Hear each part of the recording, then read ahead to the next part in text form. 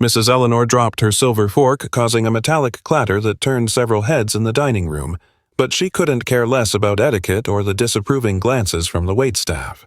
Her world had come to a screeching halt, frozen on an image her brain refused to process. 3 tables away, under the soft glow of a crystal chandelier, a man's hand had just lifted a glass of water. It wasn't the hand that stole her breath, but what adorned his ring finger, a white gold ring with a square sapphire surrounded by tiny diamonds forming the letter R. Eleanor felt the air escape her lungs. That wasn't just any ring. It was the piece she'd commissioned for her son Roger's 21st birthday 2 weeks before he stormed out of the house and vanished.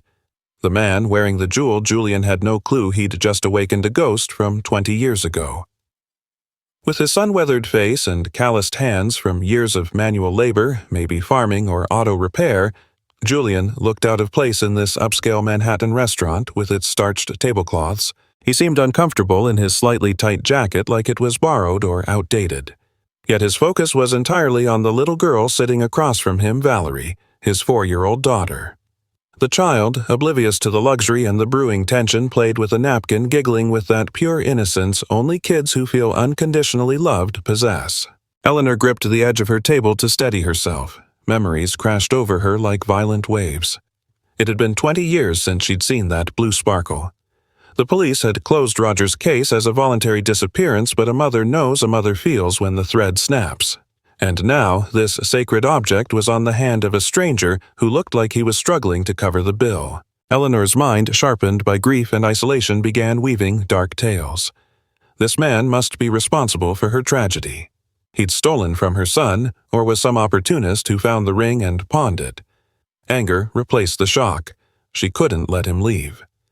Julian, meanwhile, sighed quietly while scanning the kids' menu prices. He'd promised his late wife Claire that on the anniversary of her passing he'd take their daughter to a princess palace, and he was keeping that vow even if it meant ramen for the rest of the month. He stroked Valerie's blonde head. "Order whatever you want, sweetie, today. You're the queen," he said softly. As he moved his hand to tuck her hair, the sapphire caught the light again. Julian absent-mindedly twisted the ring with his thumb. To him, the jewel was a mystery. A confusing inheritance received under odd circumstances, but one he'd never sold, not even when times were tough. It felt like it carried a moral weight beyond its value. From her vantage point, Eleanor noticed the gesture. A chill ran down her spine. Roger used to do exactly that when nervous. How could this rough man with his working-class demeanor mimic her aristocratic son's tic?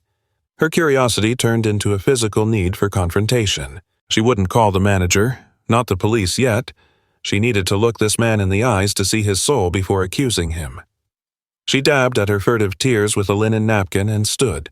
Her legs, usually weakened by arthritis, now felt like steel. The elderly woman began weaving between tables, not quickly, but with the predatory slowness of someone who'd spotted their prey. Her gray silk dress whispered against the floor. As she approached, she scrutinized every detail of Julian, the frayed but clean shirt collar, the infinite patience as he wiped the girl's mouth. There was tenderness in him, and it confused her. Criminals don't usually gaze at their children with such absolute devotion. Could she be wrong? No. The ring was unmistakable. The R for Roger was there. Let's pause here, folks. We're on the edge of an emotional cliff. A mother seeking answers for 2 decades, and a father just trying to give his orphaned daughter a happy night. Sometimes life throws us face to face with our past in the most unexpected ways. I want to ask all you subscribers to Tales of Kindness. Do you believe in signs from destiny? Do you think objects hold memories and return to their owners? Drop the word hope in the comments if you think Eleanor will find peace today, or justice if you believe Julian owes an explanation for that ring. I'm dying to read your theories before Eleanor reaches the table. Let's continue because the encounter is imminent. Julian sensed a presence behind him. A scent of vintage perfume, dried roses, and lavender invaded his space. His protective instinct kicked in. He instinctively placed his right hand, the one with the ring, on the table, covering Valerie's glass like guarding his territory. Looking up, he met an elegant older woman with red-rimmed eyes staring at him with an intensity that chilled his blood. She didn't seem physically threatening, but the pain in her gaze weighed tons. Valerie, with her childlike intuition, stopped eating and looked at the lady curiously. "Is that a grandma daddy?" she whispered loudly. Eleanor ignored the girl. Her eyes were fixed on Julian's hand. She was so close she could see the scratches on the ring's metal marks from a hard life this jewel wasn't meant for. "Excuse me for interrupting your dinner," Eleanor said, her voice steady, the tone of a matriarch used to command. "But I need you to answer one question, and I need you to be honest for the sake of that little girl in front of you." Julian tensed. Had he done something wrong? Was his attire too casual? "Tell me, ma'am. I'm not looking for trouble. I'm just dining with my daughter." Eleanor placed a hand on the white tablecloth, invading their intimate circle. She leaned forward, lowering her voice so only he could hear the accusation. "That ring you're wearing, the sapphire with the initial R. It's not yours, is it?" Julian felt a punch to the gut. He glanced at the ring, then at the woman. He couldn't lie, not in front of Valerie. "No, ma'am, it's not mine," he admitted hoarsely. "I've kept it for 20 years waiting for its owner to come back for it." Julian's response left Eleanor breathless. No denial, no flight, just a waiting. Those words flipped the script she'd imagined. Her legs, steel moments ago, suddenly felt like cotton.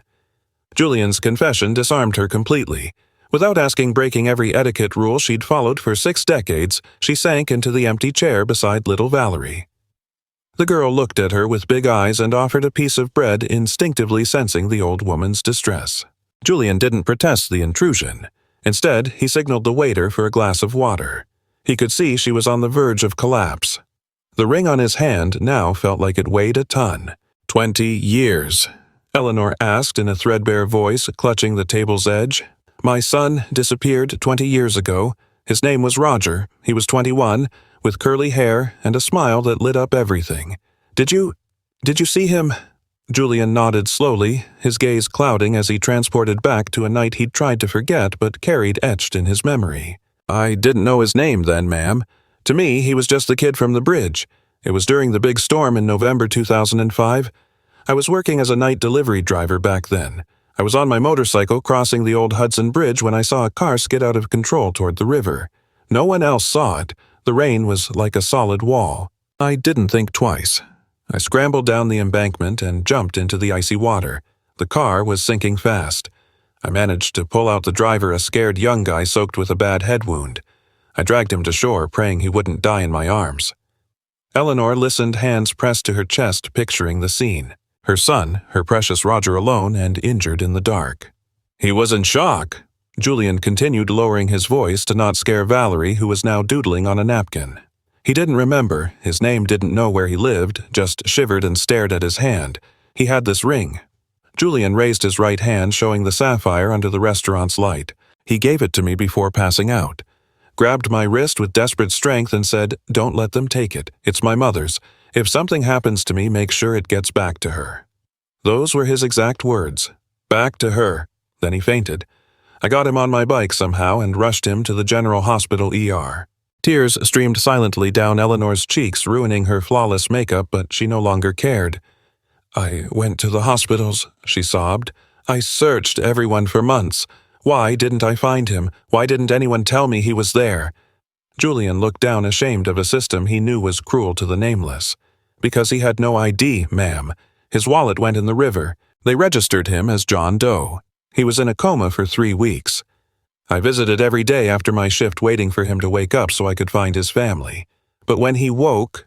Julian paused painfully. "When he woke, his mind was blank. Severe post-traumatic amnesia, the doctors said. He didn't know who he was. And the system was overwhelmed. They transferred him to a state long-term care facility." The revelation hit like a brutal blow. Her son hadn't run away or died instantly. He'd been alive, lost in a bureaucratic maze with no memory of his privileged life. "I tried to find you, I swear," Julian said, vehemently twisting the ring. "I went to the police with the ring, told them it had an R initial. They laughed at me, said it was cheap junk, that I'd probably stolen it, and made up a story. One cop threatened to arrest me for theft if I didn't hand it over, so I ran.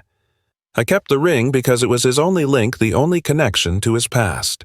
I promised I'd guard it until he remembered, but he never fully did." Eleanor reached out a trembling hand and touched Julian's arm.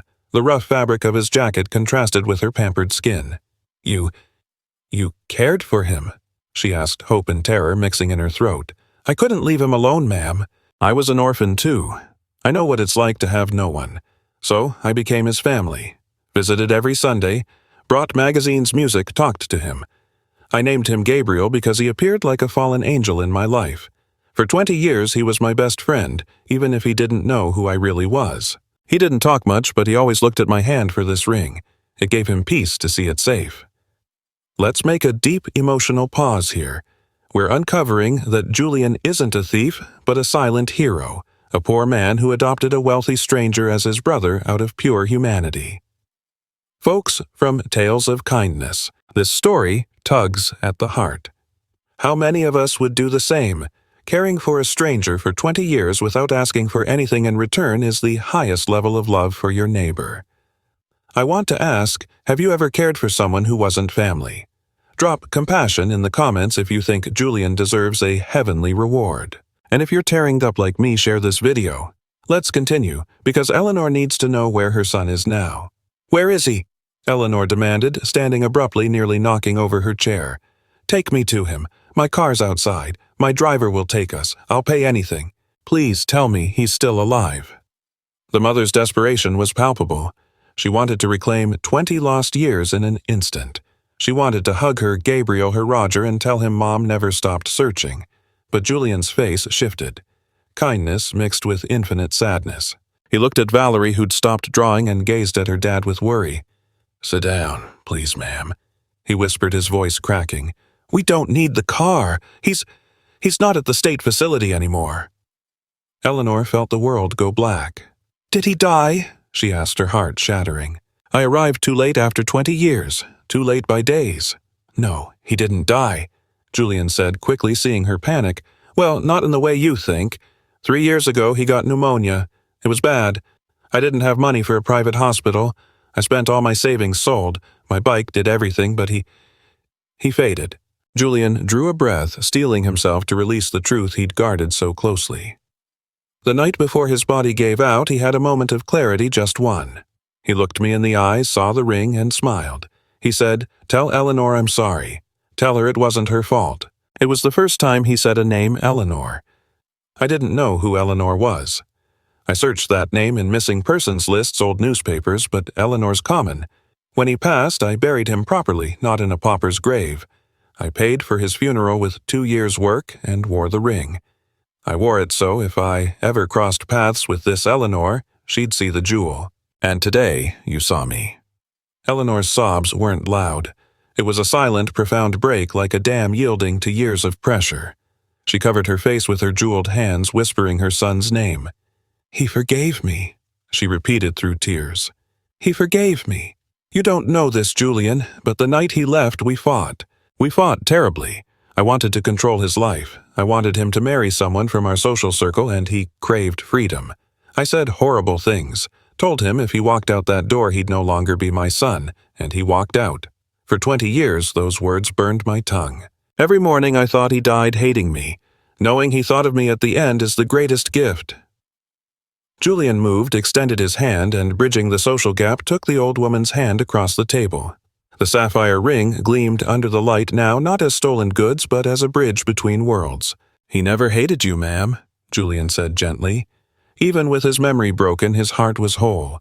He always spoke of an elegant shadow watching over him in dreams. Now I know it was you. He found peace before going, and I'm sure wherever he is, he's smiling that you came looking. A mother's love is a beacon even death can't extinguish. Eleanor dried her tears with a lace handkerchief, regaining some composure, though her eyes still shone with grief. She looked at Julian with newfound gratitude. Julian, you gave my son the family I denied him with my pride. You paid for his burial when I should have built him a memorial. I'm indebted to you for life. I want to visit him. See his grave, and repay every cent you spent on him with interest. Julian shook his head humbly. I didn't do it for money, Mrs. Eleanor. I did it for humanity. But I'll take you to his grave tomorrow. However, there's something more, something you should know before we leave this restaurant. The atmosphere at the table shifted again. Julian's tone turned serious, almost solemn. He looked at little Valerie, now asleep with her head on her crossed arms, oblivious to the adult drama. Julian stroked her golden hair. I told you my wife Claire passed a year ago, but I didn't share her full story. She was a nurse at the state facility where they cared for your son, my Gabriel. She was the only one besides me who treated him with real kindness. They'd spend hours talking. Claire read him poetry, and in his confused state he felt understood for the first time. Eleanor listened intently, unsure where this was headed. Did they fall in love? She asked, sensing a tragic romance. Yes, Julian replied. It was a strange, broken, beautiful love. Roger, or Gabriel, had lucid moments. In those, he and Claire connected deeply. I was just the friend watching from outside, happy to see him smile. But then Roger got pneumonia. We knew he was going. Claire never left his side, and shortly before he died, Roger made me promise 2 things. The first was to deliver the message to Eleanor, and the second, Eleanor asked, her heart pounding. Julian met her eyes directly. The second promise was, take care of my miracle. Julian gently adjusted the sleeping girl so Eleanor could see her face fully in the light. Mrs. Eleanor, look at Valerie closely. Really look. She doesn't have my dark eyes, my tan skin. She has curly golden hair. And when she's awake, she has green eyes, the same green eyes you described moments ago. Let's pause here. It's breathtaking. Destiny doesn't just weave threads, it weaves entire nets. What Julian's about to confirm will end Eleanor's loneliness forever. Folks, from Tales of Kindness, take a deep breath with me. Can you imagine discovering your child's death brought new life? Sometimes when one door slams shut in pain, a window opens full of light. I want to ask, do you believe physical traits inherit so strongly you can recognize a grandchild unknowingly? Drop blood in the comments if you think Valerie is a Montgomery, and subscribe now because this revelation deserves sharing. Let's go on. Eleanor leaned over the table, trembling like a leaf, bringing her face close to the sleeping child's. She examined the curve of her nose, the shape of her ears, the tone of her skin. It was like looking in a time mirror, like seeing Roger at 4 asleep on her lap in the family estate. "Oh my God," Eleanor whispered, choked. "Those curls, that chin identical to my maternal grandmother's. Julian, are you telling me what I think?" "Valerie isn't my biological daughter, ma'am," Julian confessed firmly. "She's Claire and Roger's child. Claire got pregnant just before he passed. Roger knew he'd be a father on his deathbed, and that gave him peace to go. Claire died in childbirth a year later. Her heart couldn't take it. I registered her as mine to protect her so she wouldn't end up in the foster system like her dad. I've raised her as my own blood because she's the daughter of my best friend and the woman I loved like a sister." Eleanor broke down again, but this time not in pain, an incomprehensible miracle. She reached out and touched Valerie's soft cheek with near religious reverence. "I have a granddaughter," she stammered, struggling to grasp the gift's magnitude. "My son left, but he left me a piece of him. He left me a future." Eleanor couldn't stop staring at the sleeping girl. Suddenly, her calculating mind used to managing estates and businesses began planning Valerie's future. In her head, she already saw the child in top private schools wearing designer clothes, living in the room that once was Roger's. "Julian," Eleanor said, wiping tears and regaining some of her usual haughty posture. "This changes everything. That girl is a Montgomery. She carries my blood. She can't keep living. Well, you understand? She can't live in want. I have a mansion with 10 empty rooms. My driver can come now to pick up your things. Tomorrow, I'll call my lawyers for shared custody and name change." It was an automatic reflex of her old self trying to fix everything with money and control. The same mistake that cost her son 20 years ago. Julian's reaction was immediate and firm. He gently pulled his hand from hers and leaned back, creating distance. His face hardened. "Hold on, ma'am," he said gravely, shielding the girl with his body. "Valerie isn't furniture to be moved. She doesn't know you. To her, I'm Daddy. I'm the one who kisses her scraped knees and reads bedtime stories. I won't let you rip her from her world just because you have a mansion. Money doesn't buy love, Mrs. Eleanor. If Roger entrusted her to me, it's because he knew I'd give her a home, not a cold castle. If you want to be part of her life, earn it, don't buy it." Julian's words slapped Eleanor with reality. She froze, staring at the humble man with a king's dignity. Suddenly, she saw Roger's rebellion in Julian. She realized, terrified, she was about to repeat the error that lost her son. She'd tried controlling Roger and lost him. Trying to control Julian would lose her granddaughter before knowing her.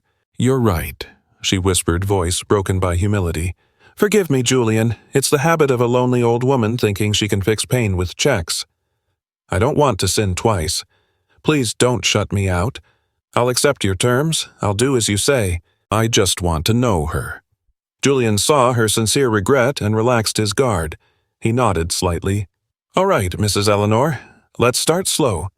Julian gestured for the check, but Eleanor was quicker. With an elegant move, she intercepted the waiter and placed her platinum credit card on the tray. "Please, Julian," she said with a sad smile, "let me treat you to this dinner not as charity but as a grandmother. It's the first meal I've shared with family in 2 decades. Grant me that honor." Julian hesitated, glancing at the ring on his finger, then nodded. "Okay, thank you, ma'am." They left the Crystal Chandelier's restaurant together. The night was crisp, and the contrast between their worlds hit hard on the sidewalk. Eleanor's driver waited by a sleek black limo while Julian's ride was an old rusty pickup 2 blocks down. Eleanor looked at Valerie still asleep in Julian's strong arms and felt an urge to shield her from the chill, but held back. She remembered to respect Julian's space. "Tomorrow, I'll go to the cemetery," Eleanor said, adjusting her fur coat. Could you join me? I don't think I have the strength to face Roger's grave alone." "We'll be there," Julian promised. 10 a.m. Rest well, Mrs. Eleanor. It's been an emotional day." The next morning, the municipal cemetery was bathed in soft golden light. It wasn't the exclusive plot where the Montgomery ancestors rested, but a simple place with wildflowers and wooden crosses. Eleanor arrived in strict black, leaning on a cane, her heart pounding. When she saw Julian and Valerie waiting by a grave under an old oak, she paused. The grave wasn't a forgotten mound. It had a clean stone headstone, hand-engraved with "Gabriel, friend and brother," surrounded by fresh flowers Julian clearly tended. Eleanor broke down, seeing that even in death, her son had been loved. Let's pause reflectively. The moment a mother reunites with her deceased son is sacred. Eleanor learns love isn't about money, but presence. Julian, with his limited means, gave Roger a more dignified rest than any marble mausoleum, folks from Tales of Kindness. I want to ask, do you believe family is defined by blood or loyalty? Julian was more brother to Roger than anyone. Drop loyalty in the comments if you think Julian's the real hero here. And if you're moved by this cemetery meeting, like the video so this love story reaches more people. Let's continue, because Eleanor has a proposal that will change their lives. Eleanor knelt on the damp earth, uncaring about soiling her designer dress. She caressed the engraved name. "Forgive me, my son," she sobbed. "Forgive me for taking so long. Thank you for waiting and for leaving me this miracle." She glanced at Valerie, placing a yellow flower on her Sky Daddy's grave as Julian had taught her. Julian watched, silently respecting her grief. "He knew you'd come, ma'am," Julian said. He always said his mother was a strong woman who never gave up. He was right. After a long while, Eleanor stood with Julian's help, wiped her tears, and looked him in the eyes with new determination. She wasn't the broken woman from last night. She was the matriarch with purpose. "Julian, I've thought all night. I live alone in a 10,000-square-foot house. My days are quiet and sad. You live in a small apartment working dawn to dusk. Valerie needs a grandma and a secure future. You need help, even if you're too proud to ask. I don't want to buy the girl. I want to propose a partnership." Julian eyed her warily. "What kind?" "Come live at the estate," Eleanor said quickly before he could refuse. "Not as staff or guests as family. There's a guest house in the garden, fully independent. You'd have privacy, could keep your mechanic job or help manage the family foundations. I'd handle Valerie's education, but you'd stay her dad, her authority. I don't want to take your place, Julian. I want to share mine. I want that girl running through the garden where her father played. Please don't condemn me to die alone in that empty house."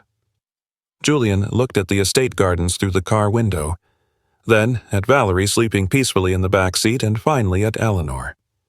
His working man pride screamed to refuse to keep struggling alone, but his fatherly love whispered he had no right to deny the girl a bright future for his ego. "I accept Mrs. Eleanor," Julian said firmly, "but on one condition.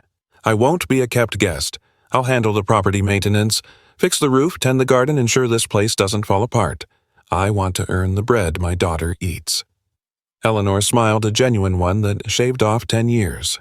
"Deal. Partner. Welcome home, son." The move was simple. Julian and Valerie had few material possessions, but they brought something the estate hadn't had in decades' life. The guest house became a warm home. Valerie's crystal laughter shattered the marble hall's silence. She chased butterflies in the gardens under Eleanor's watchful eye from the terrace tea in hand, feeling her heart beat again. Julian kept his word. With skilled hands he repaired rusty gates and restored antique wood's shine. It wasn't two worlds colliding, but two puzzle pieces finally fitting. Eleanor's loneliness evaporated. Julian's heavy burden lightened. One rainy afternoon, months later, Julian fixed a bookshelf in Roger's old room. Moving architecture books, a yellowed envelope fell from behind the wood. Sealed, addressed, to Mom. Julian shivered, raced downstairs, and found Eleanor in the living room teaching Valerie piano. "Eleanor, I found this," he said, handing it reverently. "Hidden in his room, I think, from the night he left." Eleanor took the envelope with shaking hands, tore it open desperately. She read silently, tears falling, but healing ones. "Julian," she whispered, looking up. "He wasn't leaving. The letter says, 'Mom, I'm going for a drive to cool off. You're right about a lot, even if it hurts to admit. I'll be back in an hour to talk calmly and fix this. Love you.'" The revelation rewrote everything. Roger hadn't fled, abandoning her. The bridge accident happened as he returned home to apologize. He didn't die escaping her love, but trying to return to it. That certainty erased 20 years of guilt from Eleanor's heart instantly. That night, after tucking Valerie in, Eleanor and Julian sat in the kitchen with coffee like old friends. Eleanor pulled out a blue velvet box. "Julian, give me the ring," she requested. Julian removed it slowly, feeling like parting with a soul piece but knowing it was right.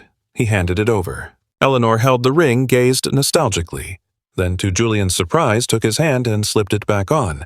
"This is the Montgomery sapphire. It's always passed from father to son. Roger had no sons, but he had a brother. You're the brother life gave him. You're the guardian of his memory and father to his daughter.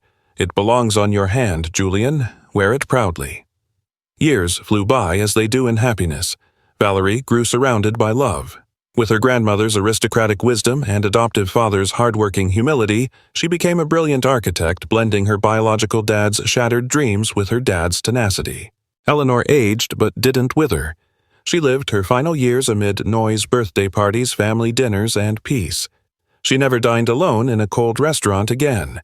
When her time came, it wasn't in a sterile hospital room, but her own bed with Julian holding her right hand and Valerie her left. This story leaves a profound lesson on prejudices and invisible connections. Eleanor judged a man by appearance, unaware he was her family's guardian angel. Folks from Tales of Kindness. A final reflection.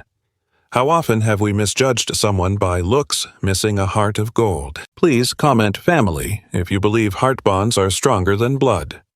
I'm touched reading your reunion and second chance stories. The legacy went beyond family. Julian and Eleanor founded the Gabriel Foundation, aiding amnesiacs and homeless in finding kin. They used the Montgomery fortune not for yachts, but hope. Julian, once sneered at in a fancy restaurant, became a respected community pillar not for wealth, but immense kindness. He proved class is defined by how you treat others, not your cradle. After Eleanor's funeral, Julian and Valerie returned to the crystal chandeliers one last time. They sat at the same table where it began. Julian, now gray-haired, eyed the ring on his finger. It no longer weighed. It shone with mission accomplished. Valerie, a strong adult woman, toasted with him. "To Grandma," she said. "To Grandma," Julian replied, "and to the blessed accident that united us." No sadness in their eyes, just gratitude that sometimes getting lost is the only way to truly find yourself. A lost ring, a remorseful mother, and a brave father taught us love always finds its way home even if it takes 20 years. On Valerie's wedding day, the estate garden bloomed with white roses, Eleanor's favorites. Julian, in an impeccable suit, his hair fully silvered by time, walked her down the aisle. They trod not on red carpet but grass they'd tended together for years. At the altar, Julian didn't step back immediately. He took Valerie's hand and kissed it. Then, guests noticed Julian no longer wore the sapphire ring. He'd had it melted and redesigned weeks prior into something new. Now it was the brooch pinning her bridal veil over her heart, symbolizing Grandpa Roger and Grandma Eleanor protecting her on her big day. At the reception, Julian sat at the head in Eleanor's old spot. He surveyed a diverse table mechanic shop, buddies, foundation partners, former state hospital nurses, and local high society. All laughed and broke bread without class distinctions. That was the true miracle. Invisible barriers dividing people had crumbled thanks to one man's goodness. Julian rose for a toast, voice choked with emotion, raising his glass not to the newlyweds but an empty chair with a single red rose. "To those not here who built this joy's foundation," he said. The respectful silence that followed spoke louder than applause. 3 years later, a baby's cry reawakened the grand estate's echoes. A boy. Valerie and her husband named him Julian Roger, merging the biological father's memory with the heart father's love. At the christening, old Julian held his grandson. The baby, with curious eyes, reached out and gripped his grandpa's pinky tightly. Julian felt a pure love shock. It echoed the rainy bridge night when Roger grabbed his wrist with life's desperation. The cycle closed perfectly.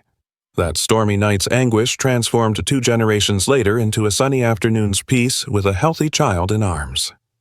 Julian spent his final years serenely, having fulfilled his earthly mission. Afternoons he sat on the stone bench facing Roger and Eleanor's graves, now together under the old oak. Gardeners often saw him talking alone, or so they thought, but Julian knew he wasn't. He'd recount little Julian Rogers' mischiefs, how the foundation saved another street youth, and thank them for letting him join their story. One autumn afternoon, Julian dozed off on that bench with a placid smile and an old photo of Valerie in his shirt pocket. He went quietly, painlessly, as he'd lived without fanfare but leaving an indelible mark. Today, visiting the estate now, partly a museum and Foundation HQ, you'll see a large painting at the entrance. Not ancient aristocrats. It's a realistic piece from a cell phone photo. A man in work clothes eating pasta with a small girl in a fancy restaurant. Below, a gold plaque reads, "Family isn't born, it's made with acts of love." Staff say on quiet nights you hear piano notes and a man's deep laugh, as if Julian, Eleanor, and Roger still celebrate in a timeless, painless place the fortune of having found each other. Thanks for sticking with this story to the end. May love always be your compass. If this story touched your heart, consider subscribing for more stories about love loss and second chances. Thank you for spending this time with me.